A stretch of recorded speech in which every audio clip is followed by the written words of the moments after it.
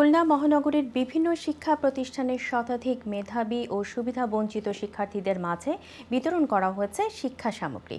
সোমবার সকালে নগরীর পিডব্লিউডি মাধ্যমিক বিদ্যালয়ের মিলনায়তনে আলহাজ আব্দুল গফফার বিশ্বাস ফাউন্ডেশনের উদ্যোগে এই শিক্ষা সামগ্রী বিতরণ করা হয়।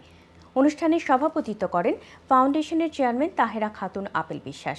উদ্বোধন করেন বিশিষ্ট সমাজসেবক, সাবেক সংসদ সদস্য এবং ফাউন্ডেশনের প্রধান উপদেষ্টা আলহাজ আব্দুল গফফার বিশ্বাস।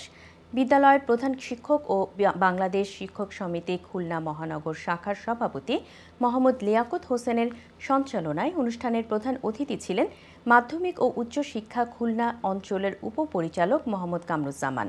বক্তারা সুবিধা বঞ্চিত শিক্ষার্থীদের পাশে দাঁড়ানোর জন্য সকলকে আহ্বান জানান।